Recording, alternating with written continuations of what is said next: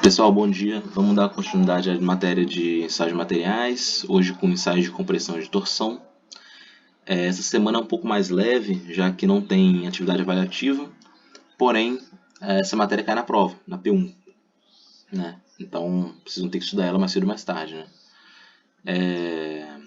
Sobre a P1, eu, como falei com vocês via e-mail, eu não quero aplicar provas online, né? Eu acho ruim aplicar prova online, né? Via Moodle, etc.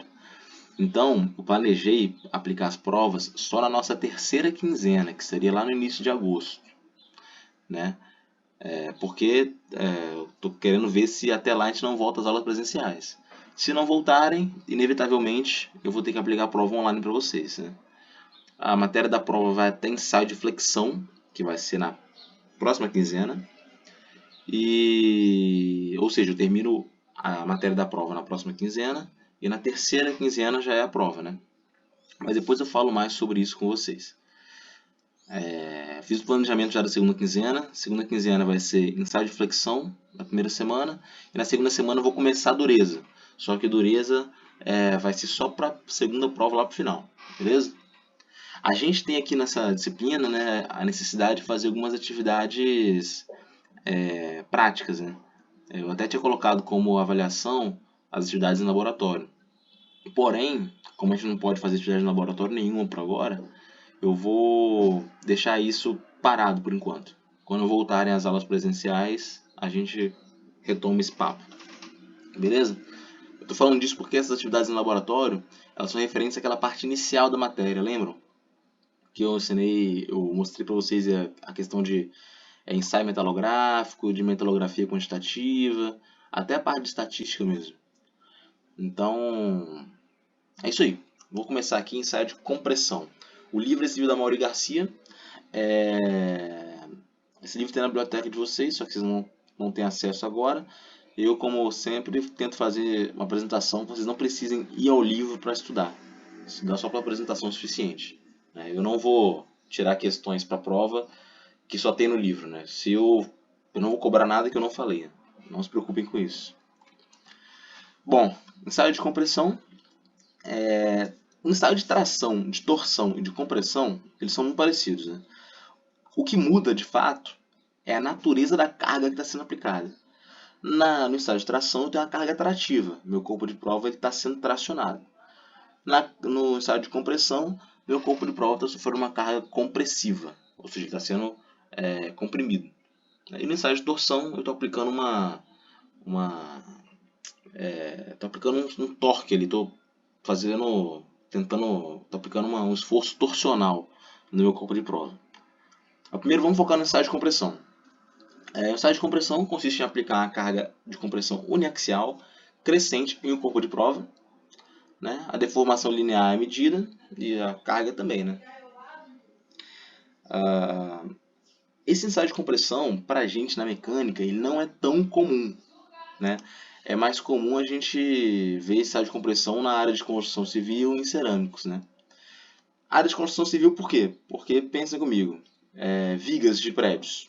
Todas as vigas, a maior parte das ferramentas aí, dos componentes estruturais de uma edificação, eles estão sob esforços compressivos. Né? Pensa no seu prédio aí, tem aqueles pilares, ou até na própria casa tem os pilares. Esses pilares servem para sustentar um peso. Né? Ou seja, eles estão sendo comprimidos. Por isso é mais comum fazer esse ensaio na construção civil. Na indústria de materiais cerâmicos também é comum porque os cerâmicos são frágeis em tração. Então o ensaio de tração ele é impossibilitado, na maioria das vezes. Né? Então, algumas vezes lança-se mão do ensaio de compressão para poder avaliar as propriedades mecânicas de materiais cerâmicos. Porém, também é comum a gente ver que os técnicos costumam fazer ensaios de flexão também cerâmicos, mas isso fica para depois. Opa, acho que está travado aqui no slide, agora foi. Bom, aqui eu tenho um vídeo mostrando como funciona um ensaio de compressão. Vou apagar a musiquinha aqui, né? Aqui está sendo um concreto. As duas faces têm que ser bem paralelas, isso é muito importante, né? No corpo de prova as duas faces têm que ser bem paralelas e lisas, né? paralelas e lisas. Eu tenho que fazer a medida do corpo de prova, né? Enfim, tá fazendo medida com o paquímetro ali, tanto do diâmetro quanto do comprimento. Esse vídeo eu tirei do YouTube, então é muito fácil achar alguns vídeos em relação a ensaio de compressão. Achei isso mais interessante. Nesse ensaio, a gente coloca esses, como se fossem uns calços, né, de algum polímero para tentar fazer com que a carga seja igualmente distribuída no meu corpo de prova, né? E aí eu começo o ensaio. Começo aplicando a carga, a gente vê que na direita que a força está aumentando, está em libra-força, e está sendo comprimido aí o concreto, se não me engano, esse é o concreto. Eu vou adiantar um pouquinho aqui. A gente vê que já está em mais de 20 mil libra-força, né?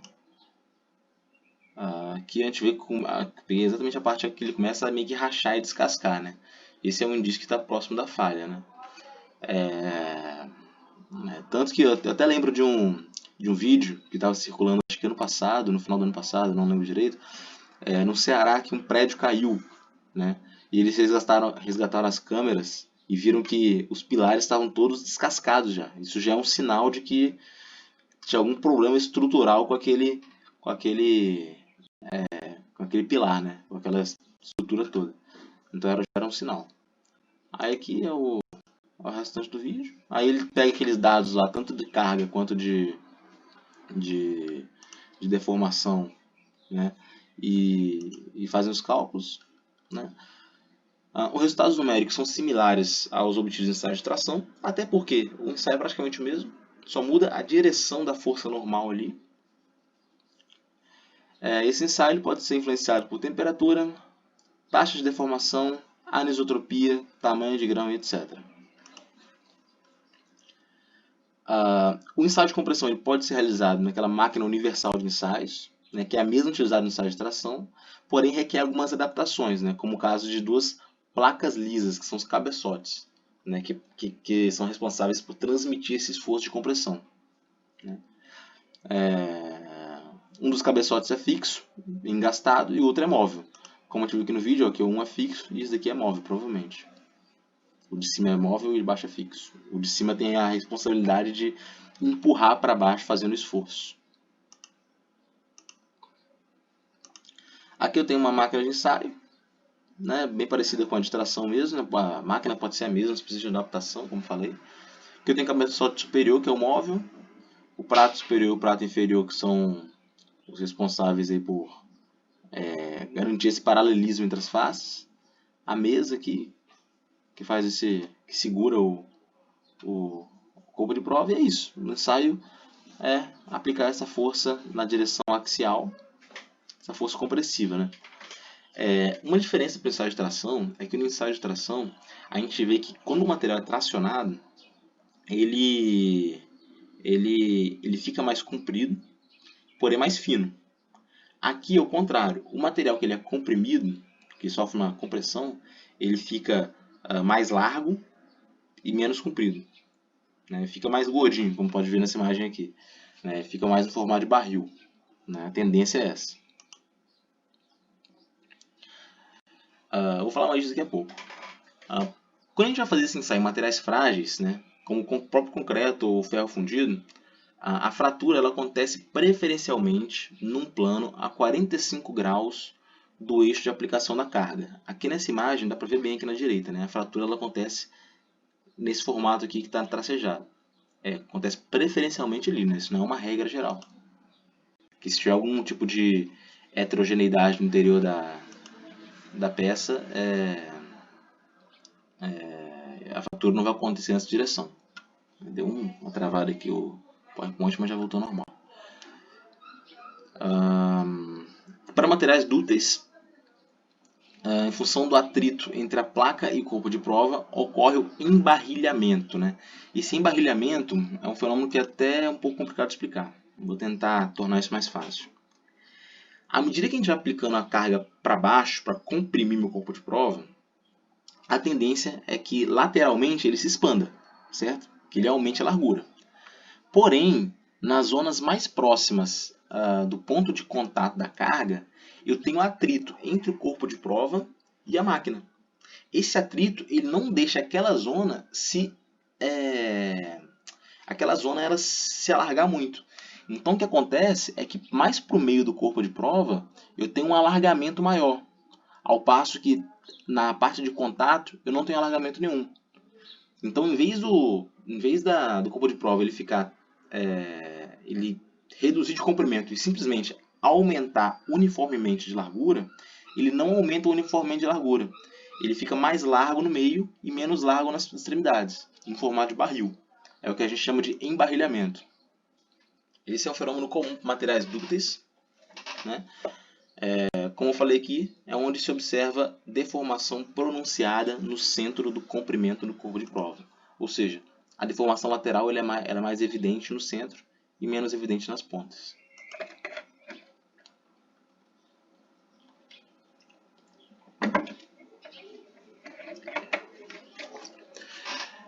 Entre as principais precauções que devem ser tomadas na realização do ensaio, a gente tem que prestar atenção muito no dimensionamento do corpo de prova, né, no tamanho do corpo de prova.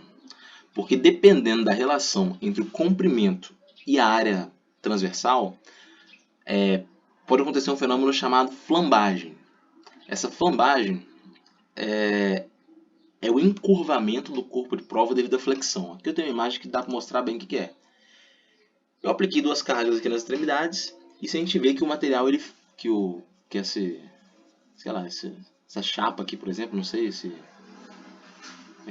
corpo de prova aí, ele ficou encurvado. Esse encurvamento é o que a gente chama de flambagem, né?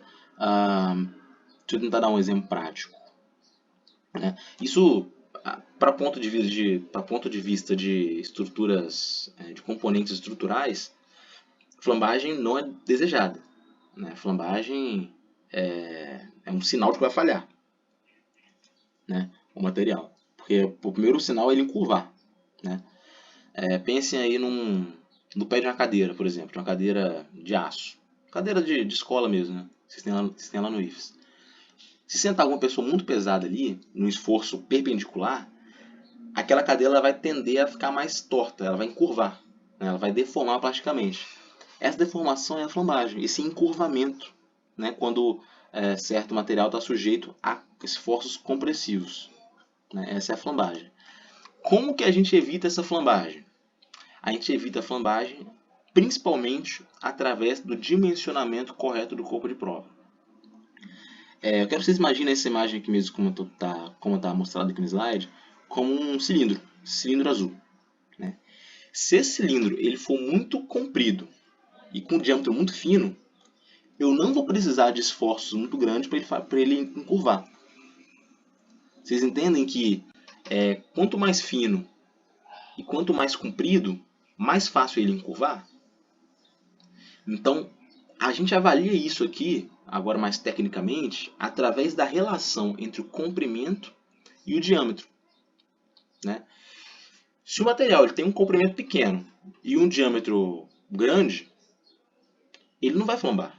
Pense num barril, sei lá, uma chapa, um cilindro que ele é um diâmetro bem grande e ele é comprimento pequeno.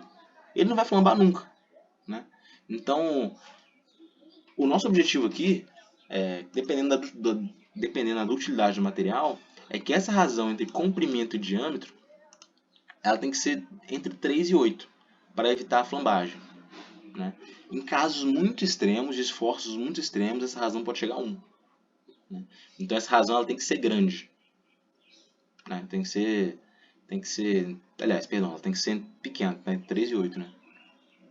Grande não, tem que ser pequena, tá? Tem que ser entre 3 e 8. Eu tenho que ter preferencialmente um diâmetro grande e um comprimento pequeno, né? Essa é a flambagem, né? O encurvamento do corpo de prova devido à flexão. Eu não sei se vocês já estudaram isso antes, mas quem for fazer engenharia mecânica vai ver isso bastante também, vai aprender a calcular bastante coisa aí em relação à flambagem, né? Aqui lá em resistência dos materiais, lá na engenharia, a gente aprende a calcular esse PCR, que é um esforço crítico, que acima desse esforço a flambagem vai acontecer, né? Então a gente tem que otimizar essa relação entre comprimento e diâmetro para que a flambagem não aconteça. O primeiro exemplo que eu pensei aqui foi naquele esporte olímpico do salto com vara, que a pessoa vai andando com a vareta na mão, pula e tem que se apoiar naquilo. Ali a flambagem é desejada, porque dá um certo impulso, né? E o material também ele é feito para aguentar essa flambagem. Mas para a gente aqui no geral, em componentes estruturais, a flambagem não é desejada, né? A gente tenta evitar que aconteça. Outra condição que pode levar à flambagem é a falta de paralelismo. Ou seja, quando as duas faces não estão paralelas. Eu falei que é importante que as duas faces aqui do estágio de compressão, tanto superior quanto inferior, sejam bem paralelas. Sejam bem perpendiculares ao peso aqui do corpo de prova, né? Então, quando eu não tenho paralelismo entre as faces e não tenho uma relação adequada entre comprimento e diâmetro, a flambagem fica mais propensa a acontecer, né? Aqui tem outro exemplo, né, no corpo de prova, com a razão inadequada, ou seja, a razão maior que 8. Né? Ou seja, ele é muito fino e com diâmetro pequeno. Aliás, ele tem um diâmetro pequeno, ele é muito alto. Eu apliquei a força aqui, olha o que aconteceu, ele encurvou. Né? E ele encurvou e não ficou legal.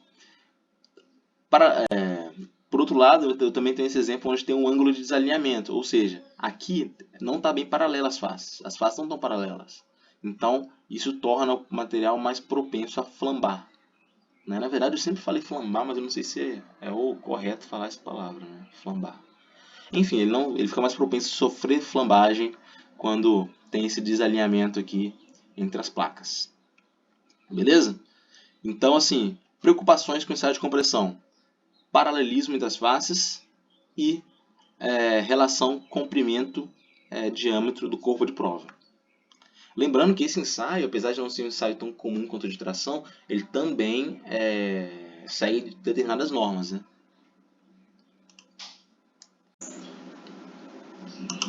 Bom, outra preocupação que a gente tem é com esse atrito que é gerado entre o corpo de prova com as placas, né? Entre o corpo de prova e as placas. Né?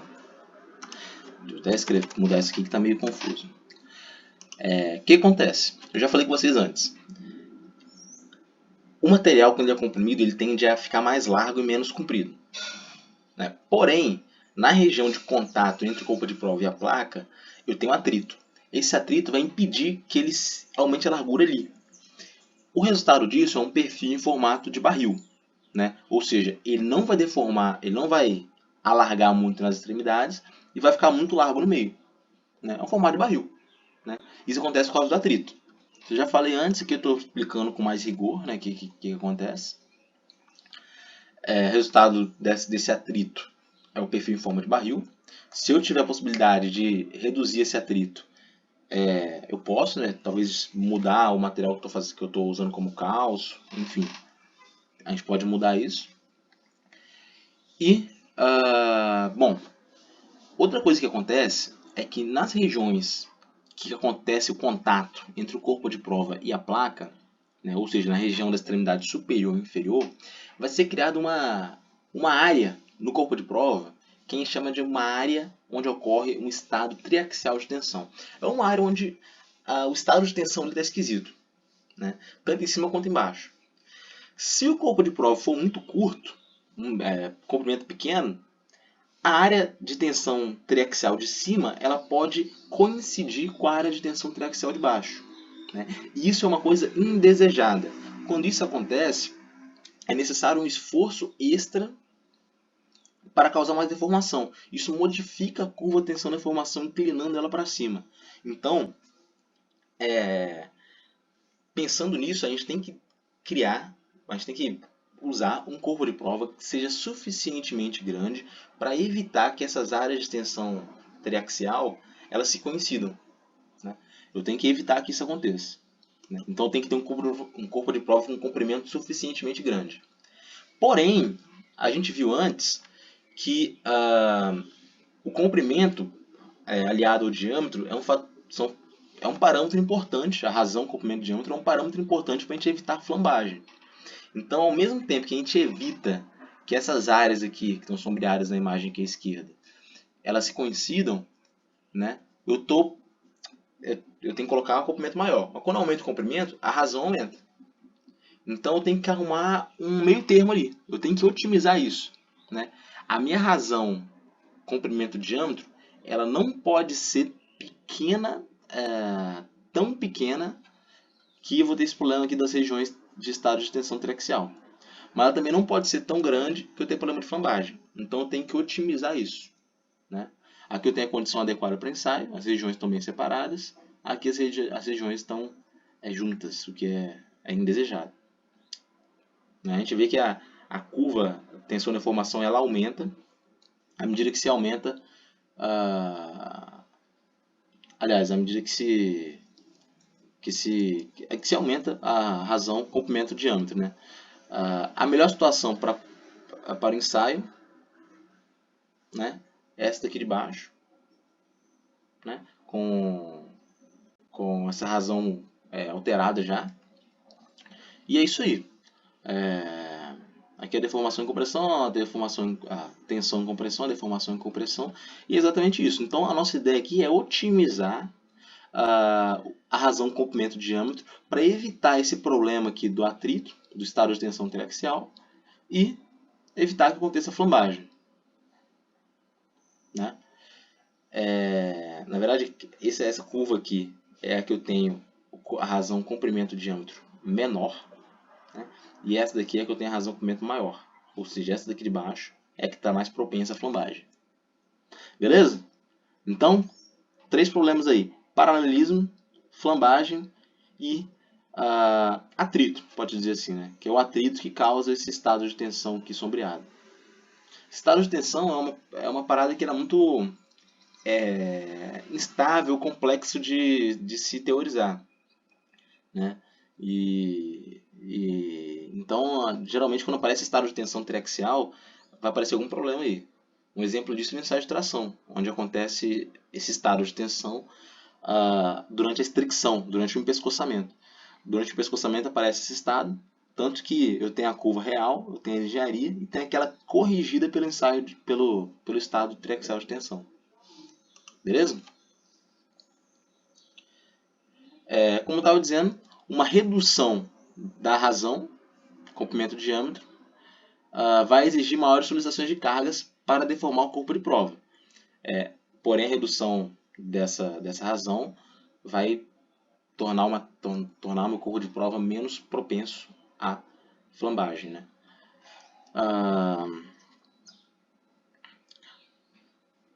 Porém, esse aqui está explicando mais rigorosamente o que eu estava tentando explicar no slide anterior, que é exatamente a questão dessa razão ela não pode ser muito grande nem muito pequena, porque se ela for muito grande eu vou ter flambagem, se ela for muito pequena eu vou ter esse problema aí por causa do embarrilhamento, por causa do atrito.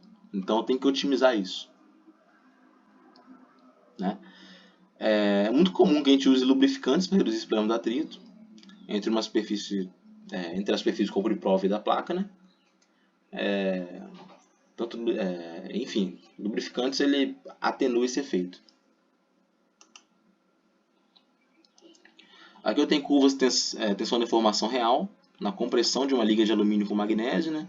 Com diferentes tipos de lubrificante, né? O 7, esse 7 que é o maior aqui, é a superfície do corpo de prova com ranhuras, ou seja, sem lubrificante nenhum. O 1 o 2 aqui, por exemplo, é o spray Molykote, não sei como é que fala isso. Molykote é o nome. Eu particularmente não conheço que lubrificante é esse. Deve ser algum tipo de graxa, alguma coisa assim.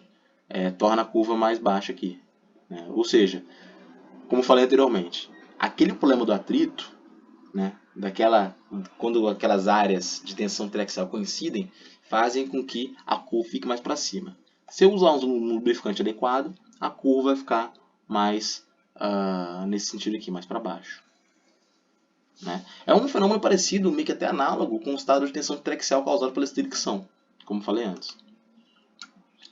Aqui tem as fórmulas que são idênticas aqui para tensão convencional e deformação convencional, a estado de tração, aqui para tensão real e deformação real, né?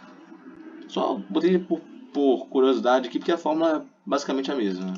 O método de calcular é o mesmo também. Bom, limite de escoamento à compressão. Ah, para determinar esse limite de escoamento à compressão, a gente usa a metodologia similar. Na verdade, similar não, a gente usa a mesma metodologia que aquela usada no ensaio de tração, né? Quando a gente adota um deslocamento de 0,2% de deformação, né? Lembrando, no ensaio de tração, eu vou traçar uma reta paralela à minha reta da curva de tensão de deformação, né? Essa reta ela tem que estar distanciada de 0,2% ou 0,002, se eu não estiver usando porcentagem. E eu vou chamar de tensão limite de escoamento a tensão associada ao ponto onde essa reta paralela coincide com minha curva de tensão de deformação. Então esse vai ser meu limite de escoamento em tração, né? A compressão a gente faz a mesma coisa, né? Na região elástica da curva.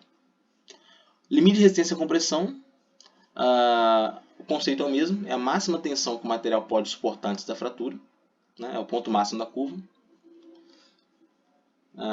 Determinado dividindo a carga máxima pela área inicial do cubo de prova, no padrão. A dilatação transversal é um parâmetro que é similar ao coeficiente de Poisson para o ensaio de tração, é o que relaciona aí, essa variação da seção transversal com a seção transversal inicial, né? Qual porcentagem da seção transversal que aumentou, porque com a compressão vai haver um aumento na seção transversal, ela vai ficar mais larga, né? Então esse parâmetro ele vale isso.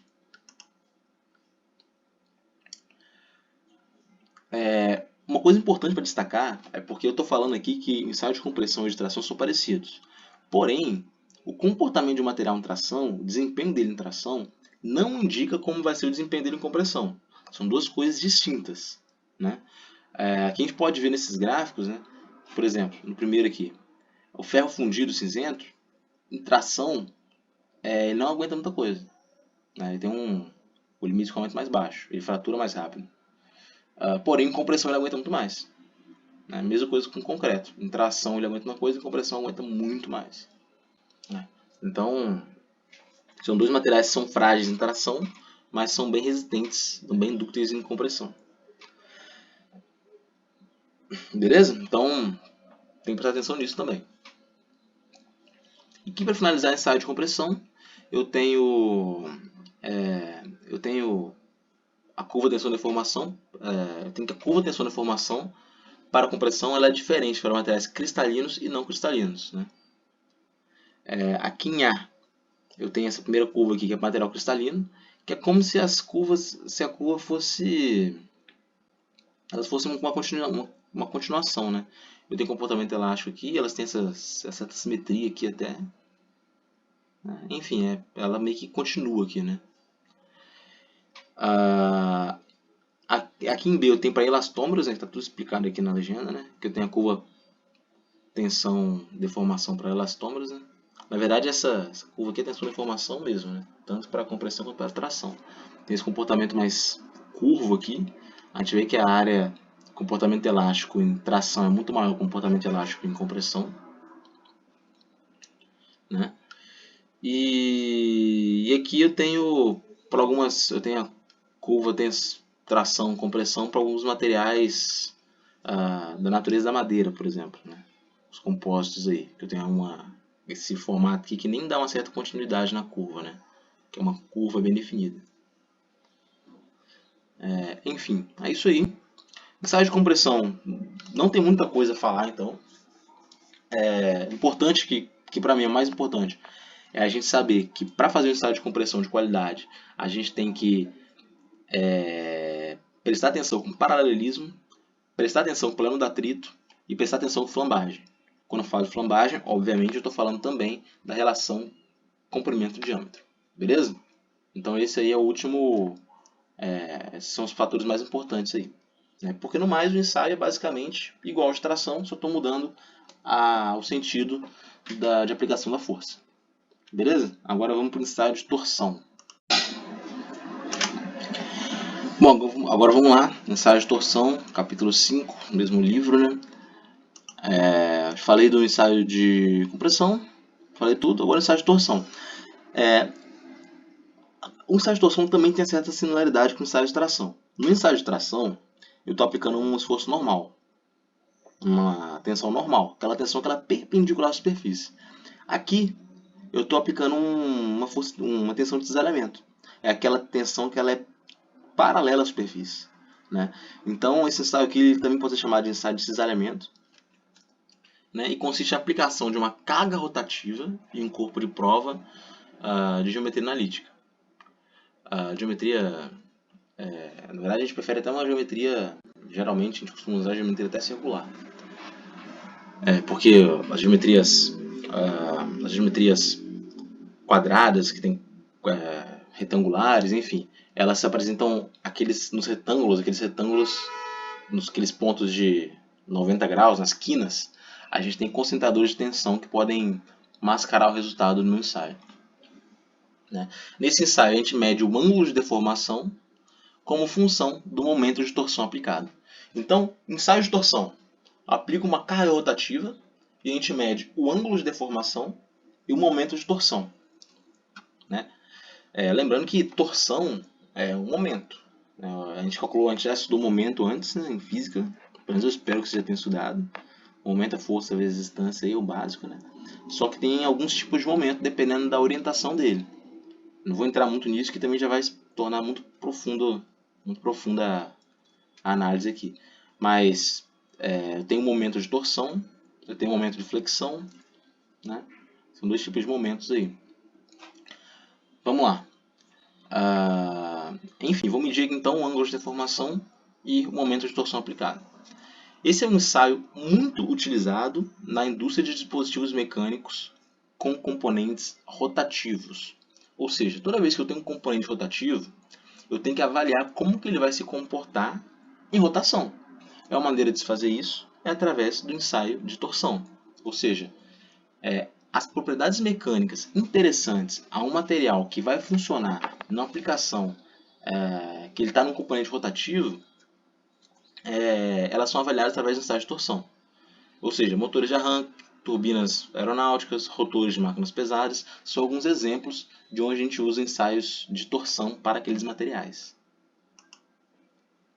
né?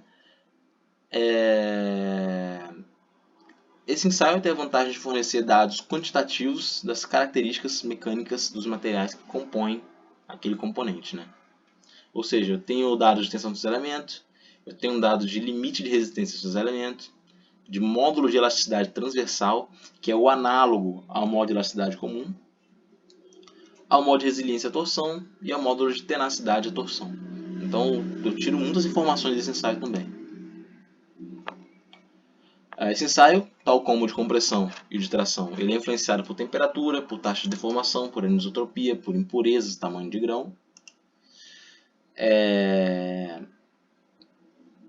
Esse ensaio ele tem a particularidade que ele pode ser feito a partir de corpos de prova, seguindo aquelas normas da STM, etc. Ou ele pode ser feito na própria peça, né? Desde que as dimensões sejam compatíveis com a máquina de ensaio. Porém, é um ensaio destrutivo.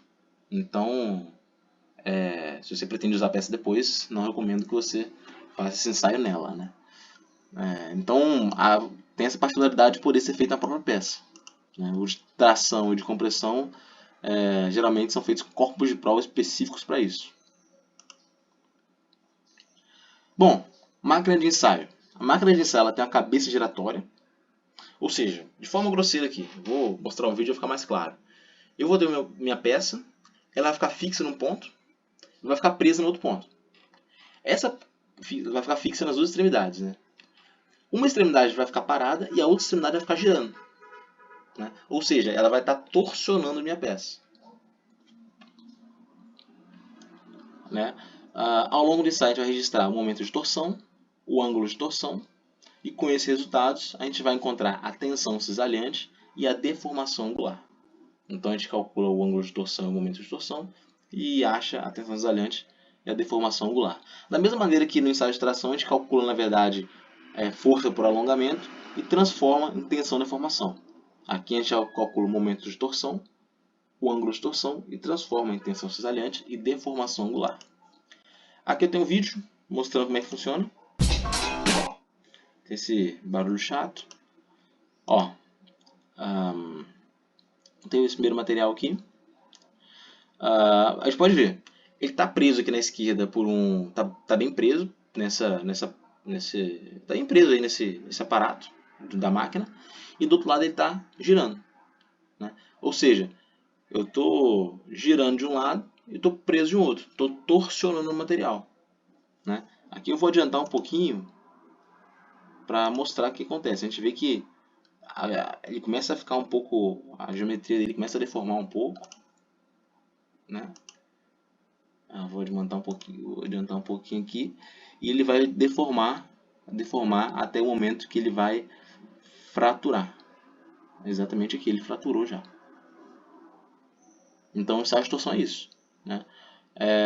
Claro que essa máquina tem que conter dispositivos para encontrar o ângulo de torção, etc. O ângulo de torção, o momento torcional. Mas é isso aí. Ensaio de torção é basicamente isso. É bem simples também, né? O ensaio de torção, ele tem engastado de um lado e tem esse mancal de torção que faz a torção de outro, né? Um corpo de prova cilíndrico, o ângulo de torção aqui tem como calcular, e a força também, né? Que a força, o momento de torção vai ser a força aplicada aqui pelo braço de alavanca, né? Como a gente calcula o momento mesmo, né? Fazendo a mudança aqui, a adequação, eu vou ter a tensão cisalhante, aplicando as fórmulas necessárias, e a deformação angular. A gente observa que o formato da curva é muito similar à do ensaio de tração, né? Tanto que aqui eu tenho a componente reversível, que é a componente do comportamento elástico. Tem a região do encurramento, né, região do comportamento plástico já aqui. Tem o ponto máximo e a ruptura. O formato é o mesmo. O ângulo aqui, a tangente desse ângulo aqui, vai ser o G, vai ser o módulo de cisalhamento, né, que a gente chama, né, que é o análogo ao módulo de velocidade.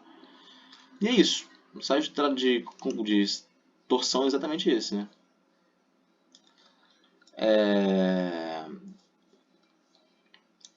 Aqui, só para mostrar o que acontece, né, durante o ensaio de torção, né?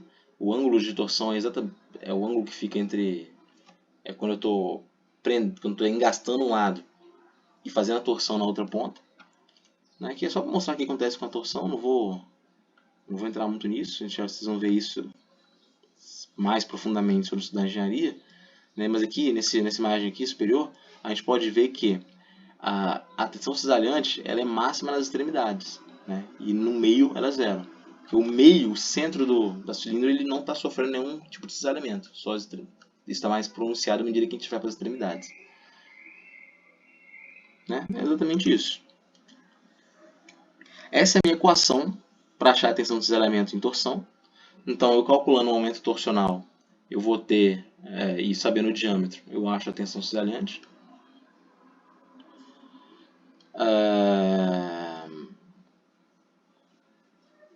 Alguns eixos, né? Aqui a gente está fazendo análise para um eixo cilíndrico, cilíndrico maciço. Porém, na maioria das vezes, a gente utiliza eixos tubulares, ou seja, que eles são vazados no meio, né? Eles se tornam bem mais leves, mas porém aguentam níveis menores de tensão cisalhante. A deformação por cisalhamento calculada dessa forma aqui, né? Eu tenho essa distância AB. Deixa eu indicar AB aqui, que é exatamente esse arco aqui, né? AB, né?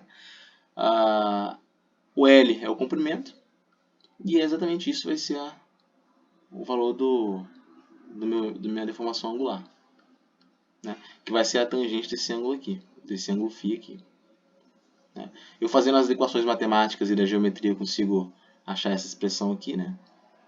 É dθ sobre 2, né? Mais dθ sobre 2L.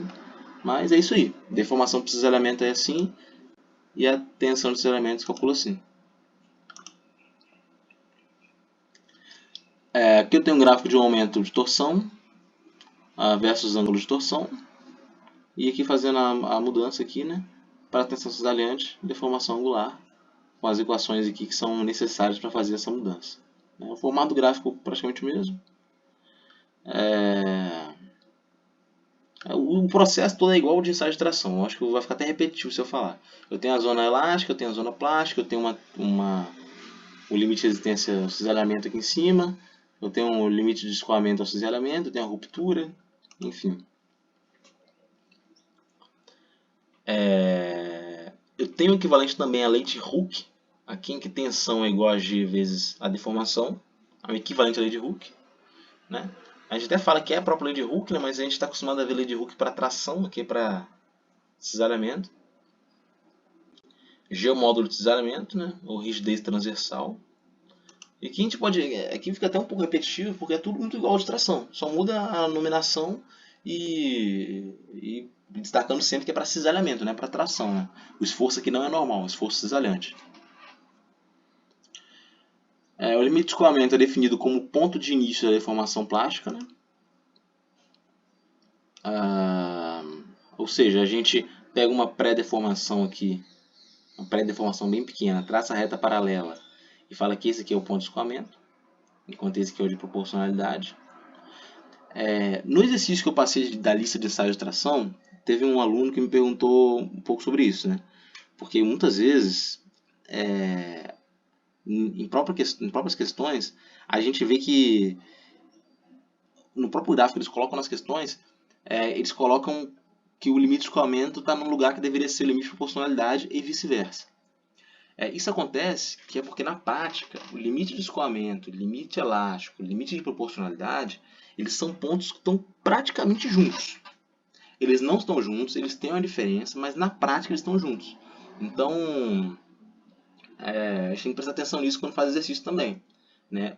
Os exercícios que eu passei para vocês na aula passada, na semana passada, na semana de ensaio de tração, são exercícios que eu tirei de provas da Petrobras, da Transpetro, provas de concurso. Né? E eles cobram desse jeito mesmo. Né? Eles pegam o ponto da curva que deixa de ser linear e falam que é o limite de escoamento, é isso aí. Né? Então você tem que se acostumar com isso.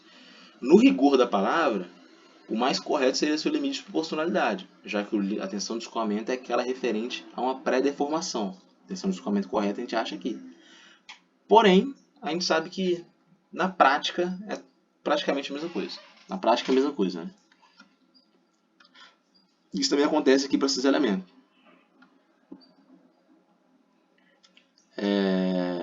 Então, eu tenho tensão de cisalhamento, eu tenho deformação angular.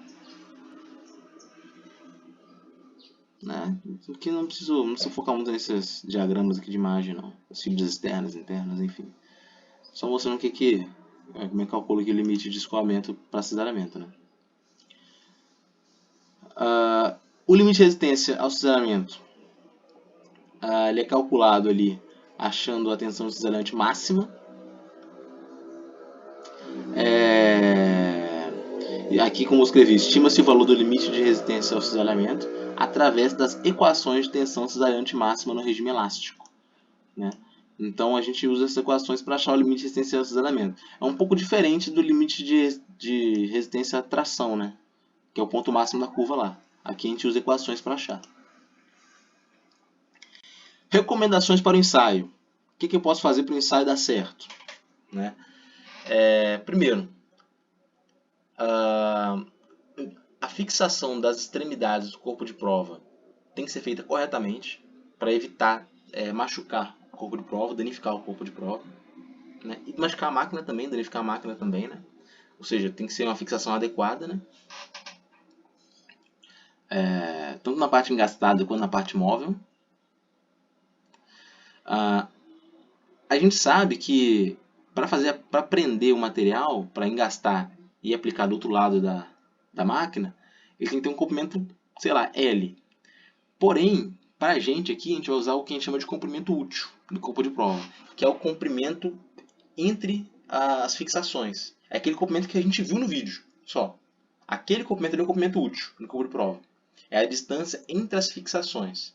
Né? É claro que ele tem que ser maior que isso. Tem que ter o comprimento real vai ser maior, porque ele tem que prender, né? Só que pra gente não conta a parte que está presa. Né? O comprimento útil é esse. O equipamento deve ser dotado de um dispositivo de leitura de giro. Eu tenho que conseguir fazer a leitura do giro, né, de quanto está girando, a taxa de rotação ali. E outro ponto importante, como falei anteriormente, a tensão suzerante máxima ela acontece na superfície do material. Então é importante para a gente que a superfície ela não tenha defeitos ou marcas evidentes. É claro que já falei lá, já aprenderam lá em TecMat, todo material tem defeito.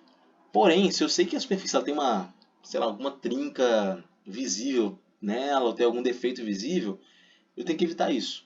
Porque o lugar que ele vai estar mais, que o corpo de prova vai estar mais sujeito a esforço, vai ser na superfície. Então a superfície ela tem que estar mais bonitinha possível. Tem que estar sem defeitos, sem marcas, né?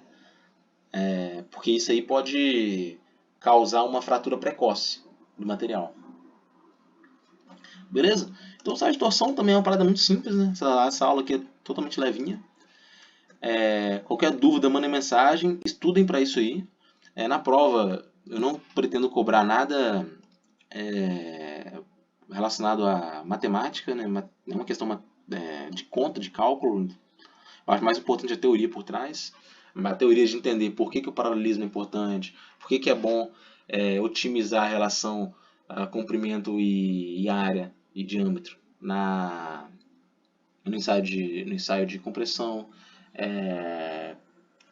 Entender por que é importante que não tenham defeitos ou marcas na superfície do corpo de prova de ensaio de torção. Enfim, são esses pequenos detalhes aí que eu acho que é importante a gente saber. Beleza? De maneira geral, é importante saber como funciona o ensaio. Eu acho que se vocês chegarem a um ponto que vocês conseguem explicar para outra pessoa como acontece o ensaio e fazer algumas recomendações de como é a melhor forma de fazer, vocês já sabem o suficiente. Beleza? Porque é claro que se numa indústria vocês forem designados a fazer esse tipo de ensaio, vai ter toda uma norma para seguir, vai ter todo um treinamento específico, né? Aqui eu estou fazendo um apanhado geral mais, beleza? É isso aí, qualquer dúvida manda mensagem e até a próxima quinzena. Valeu!